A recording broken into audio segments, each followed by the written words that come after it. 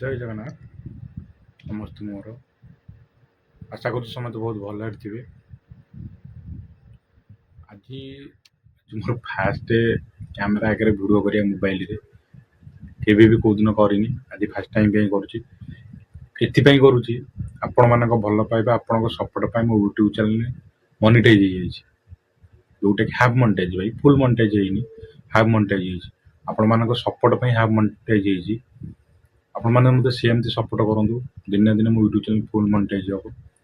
ଆଉ ମୋ YouTube ଷ୍ଟୁଡ଼ିଓରେ dollar symbol ବି ଦେଖେଇଲାଣି। ଆଉ କିଛି ଦିନ ପରେ ଡଲାର ବି ଆଡ଼୍ ହେଇଯିବ, ଯେଉଁଟାକି ମୁଁ ଆପଣଙ୍କୁ ଦେଖେଇବି ଭିଡ଼ିଓରେ କମ୍ପଲସରି।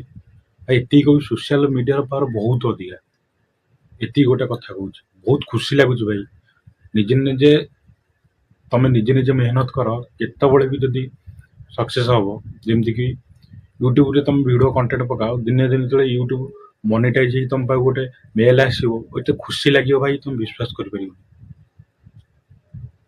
ମାନୁଛି ଭାଇ, ଆମେ ଛୋଟ କ୍ରିଏଟର, ଛୋଟ ଭିଡ଼ିଓ ପକାଉଛୁ। ଭାଇ ଆପଣ ସେମିତି କଣ୍ଟେଣ୍ଟ କରିଚାଲ, ଭିଡ଼ିଓ ପକେଇ ଚାଲ, ଦିନେ ଦିନେ ସକ୍ସେସ୍ ମିଳିବ ଭାଇ। ମୁଁ ମାନୁଛି ମୋତେ ହାଫ୍ ମନିଟାଇଜ୍ ହେଇଛି ମୋ ୟୁଟ୍ୟୁବ୍ ଚ୍ୟାନେଲ, ଦିନେ ଦିନେ ଫୁଲ୍ ମନିଟାଇଜ୍ ହେବ। ଟିକେ ଖୁସି ଲାଗୁଛି ଭାଇ, ଆପଣମାନଙ୍କ ସପୋର୍ଟ ବିନା ମୋ ୟୁଟ୍ୟୁବ୍ ଚ୍ୟାନେଲ କେବେ ମନିଟାଇଜ୍ ହେଇନଥାନ୍ତା। ଫୋନ୍ ସମସ୍ତଙ୍କ ପାଖରେ ଅଛି ଭାଇ। ନିଜର ଯେଉଁ ଟ୍ୟାଲେଣ୍ଟ ଅଛି ନା, ତାକୁ ଦେଖିବାକୁ ସବୁବେଳେ ଚେଷ୍ଟା କର।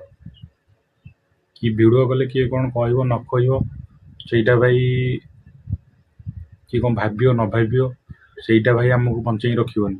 ଆମ ପାଖରେ କ'ଣ ଅଛି ଆମେ ସେଇଟାକୁ ଦେଖିବାକୁ ଚାହେଁ। ଭାଇ ୟୁଟ୍ୟୁବ୍ ଚ୍ୟାନେଲ ମନିଟାଇଜ୍ ମୋର 8-10 ଦିନ ହେଲା ହେଲାଣି।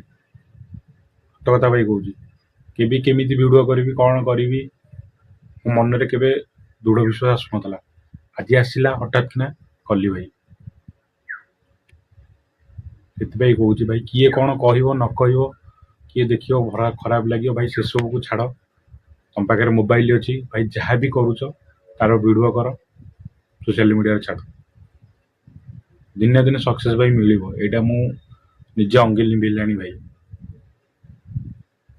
କିଏ କ'ଣ କହିବ ନ କହିବ, ଆମକୁ ଖରାପ ଲାଗିବ ଭାଇ, ସେସବୁ ତ ମୁଁ ଆଜି ପର୍ଯ୍ୟନ୍ତ 10 ଦିନ ହେଲାଣି ମୋ ୟୁଟ୍ୟୁବ୍ ଚ୍ୟାନେଲ ମନିଟାଇଜ୍ ହେଲାଣି। କେବେ ଫାଷ୍ଟ ଫେସ୍ରେ କେବେ କ୍ୟାମେରା ଆଗରେ ଭିଡ଼ିଓ କରିନି, କରିପାରିବିନି ବୋଲି ତ ଆଜି 10 ଦିନ ହେଲା କରିନି।